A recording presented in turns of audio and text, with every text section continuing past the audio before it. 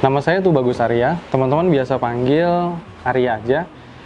Kemudian untuk saat ini saya sudah berkeluarga, dikaruniai 3 orang anak, dan saat ini berusia 34 tahun.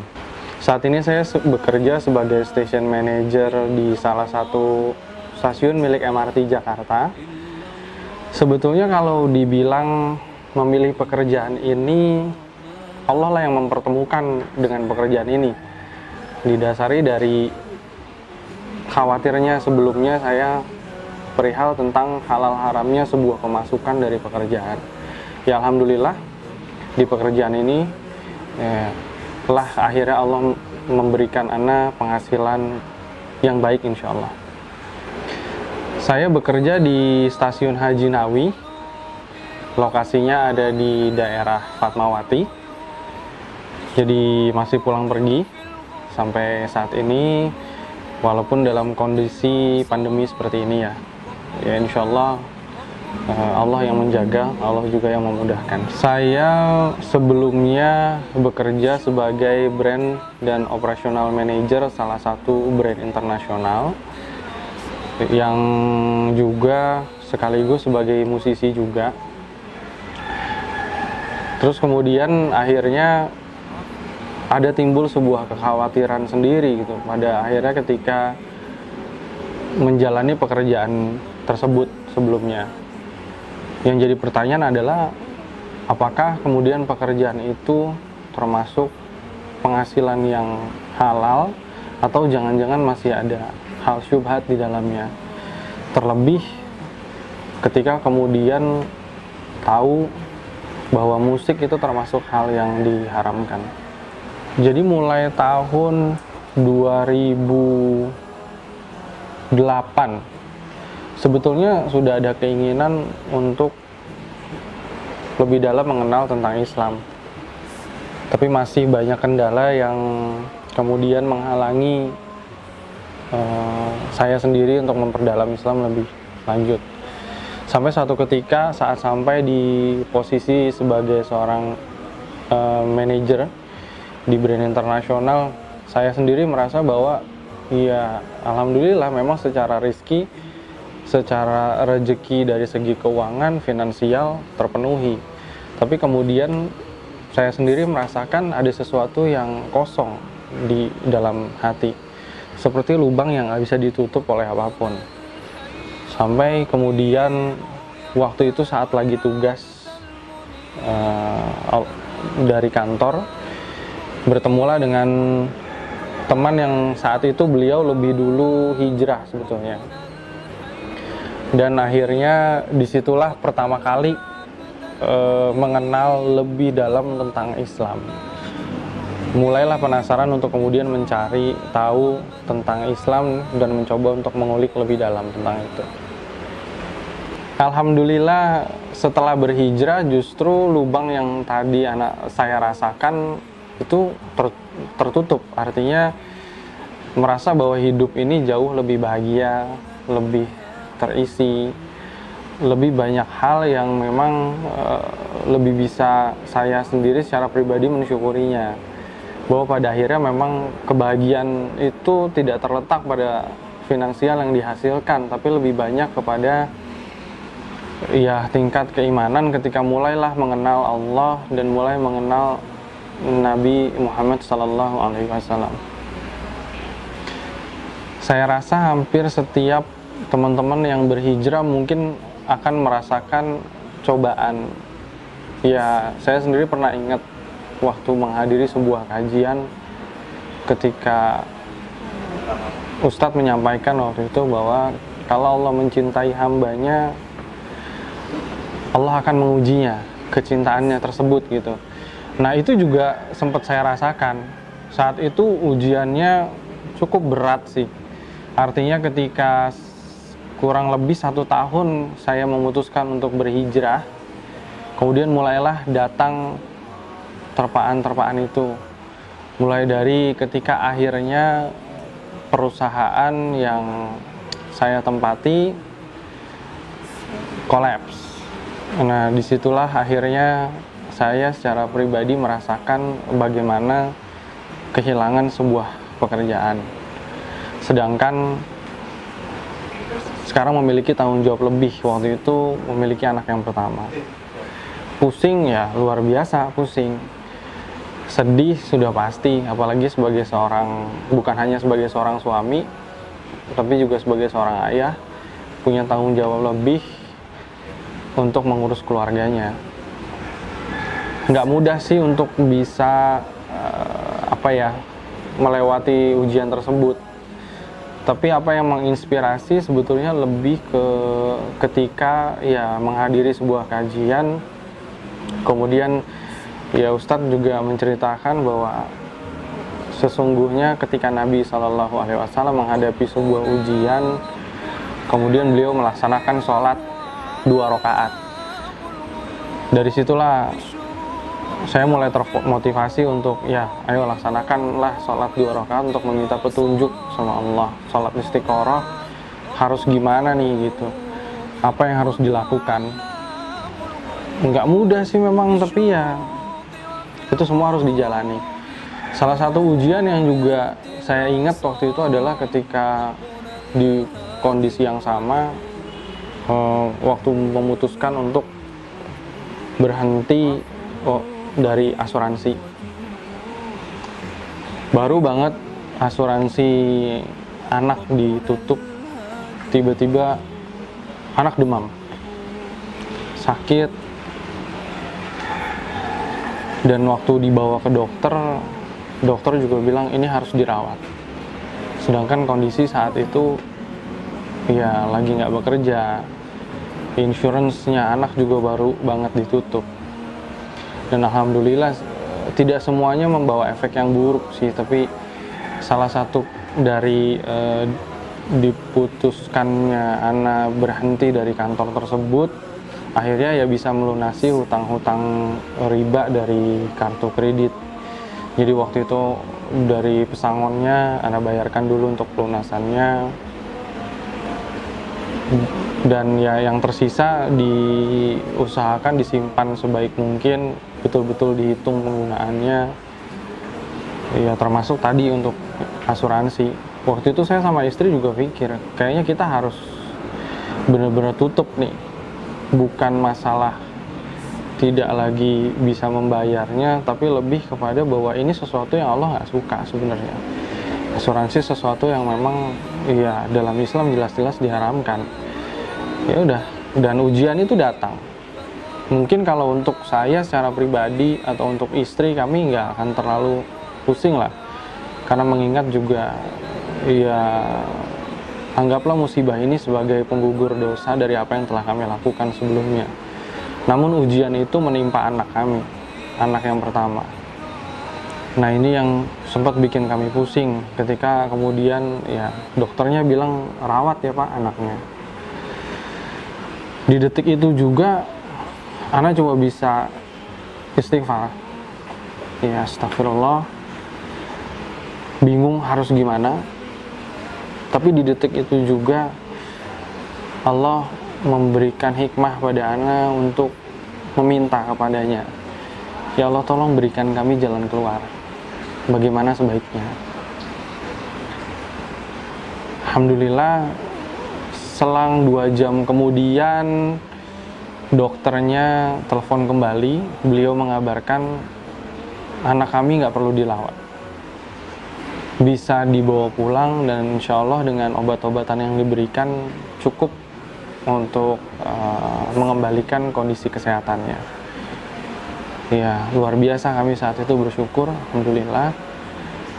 Dan ya betul, tidak sampai 3 hari ya waktu itu kondisinya, malah 1 hari setelah itu anak langsung pulih, baik dan sehat. Nah ini yang sebetulnya ya kami merasa bahwa ketika menjalankan sesuatu ya butuh sebuah keyakinan yang totalitas, dan ketika pada akhirnya menghadapi sebuah ujian ya serahkan aja semuanya sama Allah. Nggak mudah, nggak akan mudah,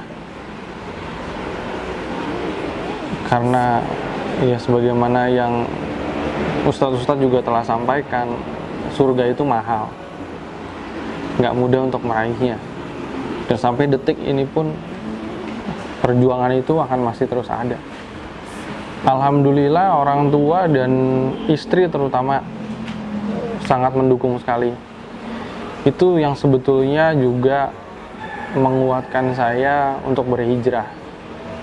Karena bagaimanapun istri sebagai pendamping adalah orang terdekat untuk saya secara pribadi. Dialah yang selalu salah satunya menguatkan saya untuk terus berhijrah, bersabar atas segala ujian yang Allah berikan. Itu yang juga menguatkan. Kayak kalau misalnya dibilang bahwa iya, ujian pasti ada, cobaan pasti ada, kesulitan pun pasti ada. Ya tapi memang dibutuhkan kesabaran ketika menjalani proses tersebut. Tinggalkan dulu, tinggalkan. Saya ingat dalam sebuah kajian Ustadz juga bilang, tinggalkan yang haram, barulah dari situ kemudian Allah akan memberikan kita jalan keluar gitu. Nah saat saya memutuskan untuk berhenti dari dunia musik juga, ya istri juga mendukung gitu.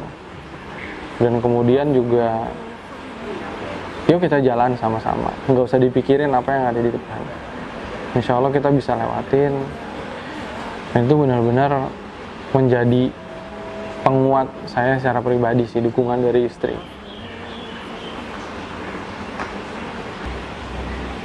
Saya masih ingat sebuah kejadian yang spesial yang sampai saat ini terus membekas, yang tentunya ini bentuk bagaimana ketika kemudian saya merasa bahwa begitu sayangnya ya Allah kepada diri saya dalam keadaan begitu banyaknya dosa yang dulu pernah saya lakukan gitu. Kejadian itu sebetulnya lebih tepatnya 1 tahun sebelumnya, 1 tahun sebelum kejadian ini. Saat itu teman saya mau berangkat ke kota suci, beliau akan berangkat untuk umroh. Saat itu kemudian beliau bertanya, ada yang mau Anda titipkan atau tidak gitu. Kemudian saya waktu itu menjawab, saya nggak mau titip apa-apa dan nggak perlu oleh apa-apa. Saya cuma minta tolong Anda doakan saya supaya tahun depan bisa berangkat sebagaimana yang kesempatan yang Allah kasih pada Anda. Dan benar saja, Allah kasih kesempatan itu tepat di tahun depan, tepat 1 tahun kurang lebih. Saya benar-benar berangkat. Allah kirim undangan itu. Bahagianya luar biasa dan nggak bisa digambarkan dengan kata-kata aja. Gitu. Dan akhirnya saat-saat yang ditunggu itu tiba. Gitu. Ada banyak cara Allah menunjukkan kecintaannya. Gitu. Ketika akhirnya saya dapat kesempatan untuk berangkat ke sana. Di depan Ka'bah waktu itu saya sempat berdoa, ya Allah, saya pengen pulang kembali ke Jakarta dalam keadaan telah banyaknya dosa yang Kau gugurkan. Tepat setelah selesai seluruh proses umroh itu terjadi, di malam setelah saya makan malam, datanglah bentuk kecintaan itu. Allah memberikan ujian berupa sakit mah dengan serangan yang luar biasa. Itu terjadi mulai pukul 10 malam dan semakin sakit hingga sekitar pukul 7 pagi. Yang pada akhirnya pagi-pagi itu saya harus dibawa menggunakan ambulans dari hotel tempat menginap, didampingi salah satu ustadz dan ibu waktu itu. Dibawalah ke rumah sakit. Tapi alhamdulillah nggak pernah sedetik pun terpikir bahwa ini kesulitan yang dirasakan gitu. Justru saya merasa bahwa inilah bentuk kecintaan Allah ketika pada akhirnya Allah mengijabah apa yang saya minta, meskipun mungkin kadang rasanya nggak enak, kadang rasanya susah. Karena saya pernah ingat bahwa Allah tuh memberikan lebih kepada apa yang kita butuhkan daripada apa yang kita inginkan. Proses nggak enaknya, proses sulitnya, itu bagian yang harus kita lewatin. Karena pada akhirnya hasil akhir itu yang saya lihat. Waktu itu positive thinking aja dan bersabar, tapi justru lebih cenderung ke bahagia ketika akhirnya sakit itu datang. Sakitnya memang luar biasa, tapi disitulah ya Allah memberikan saya secara pribadi pikiran yang positif bahwa ya inilah saatnya. Ya pernah ingat dalam sebuah kajian Ustadz pernah menyampaikan tentang sakit itu menggugurkan dosa. Kalau seorang hamba bersabar pada sakit tersebut dan ridho. Saya berpikir kalau itu terjadi di tempat saya tinggal, di kota, di negara tempat saya tinggal saja itu menggugurkan dosa. Bagaimana kalau saya merasakannya saat ini di tanah suci, di tempat di mana semua orang datang ke situ untuk beribadah. Saya merasa ini nikmat yang luar biasa. Tidak semua orang akan memiliki kesempatan yang sama. Alhamdulillah, betul-betul dipermudah prosesnya. Saya dapat informasi dari Ustadz waktu itu sebetulnya susah sekali untuk dapat kamar kosong, apalagi dapat ambulans. Alhamdulillah waktu itu ambulans langsung datang, saya dijemput, langsung masuk UGD dan diproses. Dan luar biasanya yang membuat saya benar-benar terharu adalah bagaimana kemudian Allah sampai kirimkan 3 dokter untuk menangani sakit tersebut. Dan luar biasanya justru mereka berebut untuk menangani, mencek kondisi saya bolak-balik untuk memastikan saya dalam kondisi yang baik. Luar biasa, itu hal yang luar biasa yang saya rasakan. Sampai akhirnya Allah memberikan kesehatan kembali, dan alhamdulillah itu juga, penyakit tersebut juga udah gak pernah kambuh. Nah itu yang masih sampai detik ini saya ingat. Kemudian apa yang membuat saya sampai detik ini berusaha untuk terus istiqomah dalam berhijrah?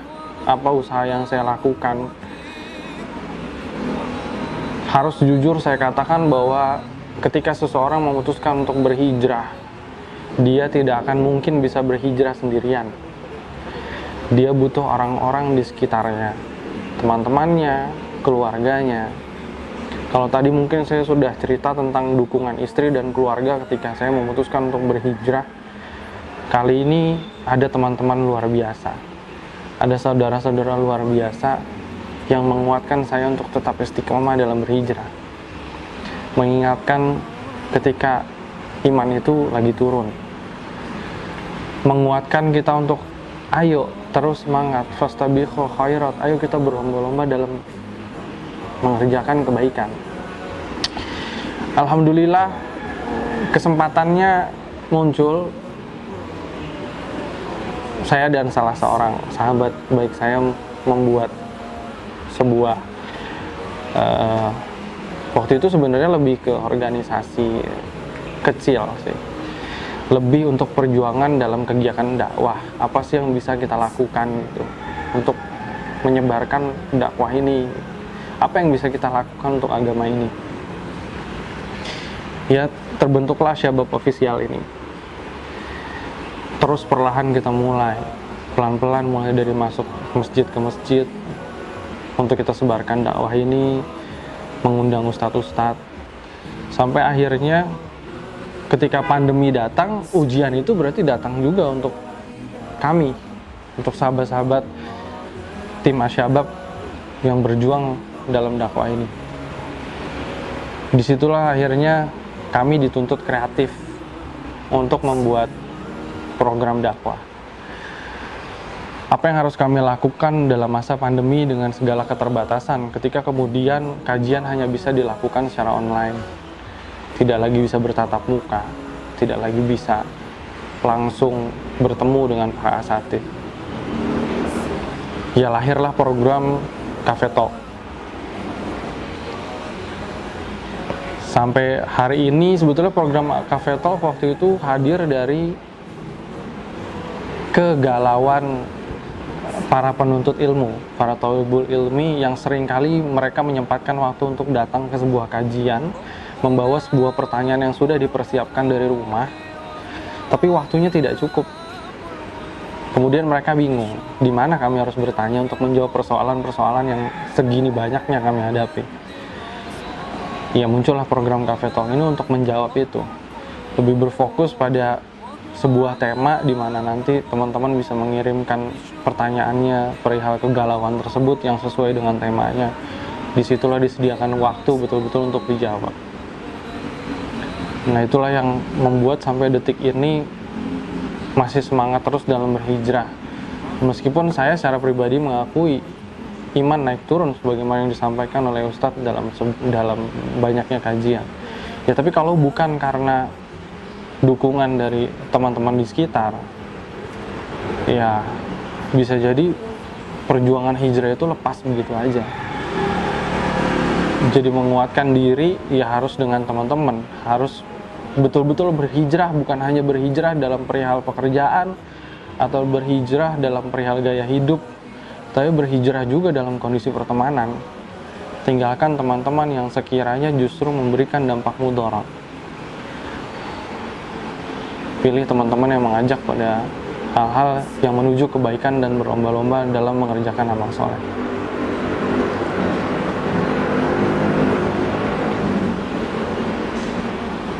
Apa pesan dan kesan Anda untuk dibagikan kepada mereka yang saat ini sedang mengalami kondisi seperti Anda, transisi dalam berhijrah? Untuk teman-teman yang masih dalam proses berhijrah atau sedang menemukan kesulitan dalam proses berhijrahnya, teman-teman pasrahkan semuanya sama Allah sambil terus berikhtiar semampunya. Teman-teman, kalau dikatakan bahwa hijrah itu sulit, iya teman-teman, hijrah itu sulit. Akan ada begitu banyak ujian yang Allah pasti timpakan untuk kita. Selayaknya Allah ingin menguji seberapa jauh kecintaan kita terhadap Allah. Kadang-kadang ujian itu akan terus dipush, didorong sampai di titik dimana kita kelelahan. Sampai di titik dimana kita udah nggak lagi bisa ngapa-ngapain. Disitulah pada akhirnya saya secara pribadi merasakan Allah meruntuhkan semua kesombongan kita. Allah ingin menunjukkan pada kita tuh kecil. Mau lari kemana? Cuma Allah yang bisa kasih jalan keluar. Untuk itulah teman-teman sekalian, ketika pada akhirnya kita kembali kepada Allah, menyerahkan semua urusan kita kepada Allah, dan Allah menguji kita sampai titik batas di mana kita betul-betul kepayahan. Itulah saat ketika saya secara pribadi meyakini bahwa ketika saya mengatakan bahwa saya cinta kepada Allah, kemudian berarti cinta itu butuh diuji, dan ujian Allah menguatkan cinta kita pada Allah.